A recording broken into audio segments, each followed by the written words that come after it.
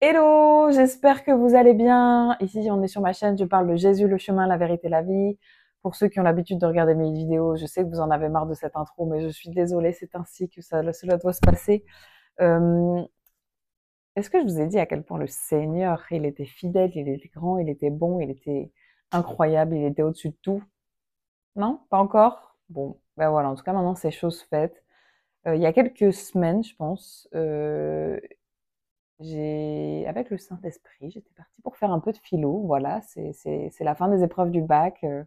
J'ai voulu plancher en même temps que les bacheliers. Et du coup, je vais vous mettre euh, la question que je me suis posée, que j'ai posée au Seigneur et qui vient de continuer à faire grandir par des anecdotes que je vais vous partager. Donc voilà, je vais vous donner la question et si vous voulez, vous faites pause de cette vidéo, vous écoutez pas ce que vous n'écoutez pas ce que je vais vous raconter et vous faites votre propre argumentaire, thèse, antithèse, synthèse, tout ça en 5 pages, ok? Donc ma question c'était, l'amour n'a-t-il de valeur que lorsqu'il est conscientisé par l'autre? Voilà, c'est le moment où là vous pouvez faire pause et vous pouvez réfléchir vous-même. Ok. En fait, moi, là où je me suis posé la question, c'est parce que je me suis dit, est-ce que l'amour de Christ euh, et son sacrifice à la croix, ils n'ont de valeur que quand moi, j'ai découvert le sens et que j'ai découvert la valeur, enfin, et que j'ai conscientisé dans mon cœur que Jésus, il avait fait ça pour moi. La réponse, quand on n'est pas chrétien, elle sera non, mais ça n'a pas de valeur parce que je sais même pas qui c'est Jésus et moi, je vais rien demander. Et la réponse, quand on est chrétien, c'est bien sûr que tu le reconnaisses ou non, le sacrifice de Jésus, il avait de la valeur. L'amour de Dieu par le sacrifice de Jésus, il avait la plus grande valeur du monde. Donc voilà, c'est vraiment hyper intéressant. Euh, Comment je voulais dire Par exemple, en fait, il y a des situations où en fait on aime les gens, où on est aimé, et en fait on se rend pas compte de la chance qu'on a. Enfin, c'est pas de la chance, de la façon dont les gens nous aiment euh, et des intentions de cœur qu'ils ont. On peut aimer de manière maladroite, on peut aimer de manière inadaptée, on peut aimer de manière différente. Mais en fait, c'est tout ça la beauté de l'humanité, c'est qu'on apprenne à se connaître les uns les autres, qu'on apprenne à comprendre quelles sont les façons d'aimer des uns des autres, quelles sont les façons de recevoir des uns des autres. Et c'est pour ça que notre relation avec Jésus, elle est toute personnelle en fait. Moi, le Seigneur, il me parle de certaines façons, il m'aime d'une certaine façon que pour l'instant, X ou Y à côté, ils seraient pas capables de recevoir parce que leur cœur, il n'a pas encore été préparé et il n'est pas encore disposé à recevoir ce type d'amour. Euh, voilà, en fait, ma propre compréhension, elle n'a pas enlevé la valeur du sacrifice de Jésus à la croix et la valeur de son amour pour moi, en fait. Il a juste été tellement patient, qu'il a attendu que je me tourne vers lui en disant waouh, merci. Et je peux vous dire que j'en ai lâché des litrons de larmes en pensant à ce que Jésus il avait fait pour moi.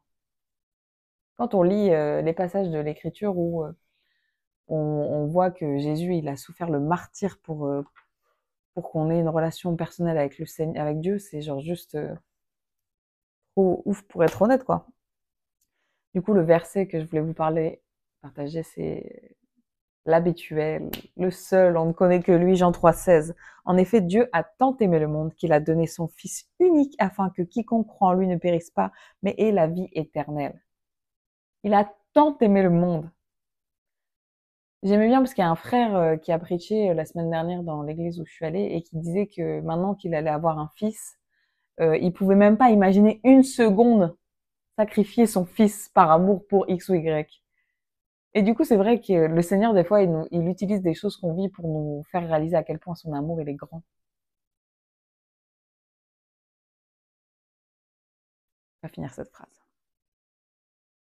Il y a une ritournelle française qui dit toujours, on se rend compte de ce qu'on avait qu'une fois qu'on l'a perdu.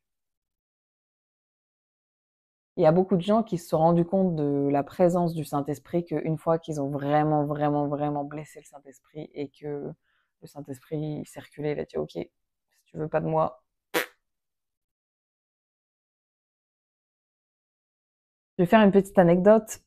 Du coup, aujourd'hui, je suis allée à un enterrement. Et, euh, et en fait, comme j'ai pas de voiture, il a fallu que je loue un véhicule. il a fallu que je loue un véhicule et en fait, je me suis vraiment rendu compte du gouffre financier que c'est une voiture et du prix que ça m'a coûté de faire l'aller-retour. Genre vraiment, j'ai loué une voiture pour 3 heures, quoi. Ça m'a coûté un tarif. J'étais en mode, ah waouh, si ça c'est pas de l'amour. Et en gros, je me suis vraiment dit,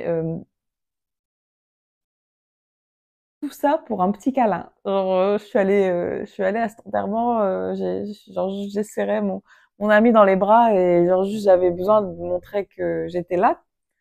Et voilà. Et autant la facture était très salée. Et après, je me suis dit en même temps, Fantine, c'est pas ton argent. C'est pas ton argent parce que le Dieu que tu sers là, pour qui tu as fait cet acte d'amour d'aller montrer que tu soutenais cette famille dans le deuil. La facture, elle a été réglée à la croix, en fait. Il a déjà tout payé. Il a déjà tout payé. Que ça soit votre temps, que ça soit votre argent, que ça soit votre amour. Ce n'est pas par ma force, c'est par la grâce du Seigneur. OK? Commencez à réfléchir comme ça, en fait. Votre argent, c'est pas votre argent. Votre temps, c'est pas votre temps. Votre amour, c'est pas votre amour. OK? Voilà. On se rend compte vraiment de la valeur de quelque chose quand on doit faire un sacrifice. Quand on doit faire un sacrifice pour l'obtenir. Quand on doit faire un sacrifice d'obéissance. Quand l'obéissance, ça nous coûte. Bref, soyez bénis, j'espère que ça vous a édifié. Si vous ne connaissez pas encore Jésus, je vais vous mettre la description de cette vidéo une vidéo qu'il faut que vous écoutiez. Soyez bénis et à bientôt.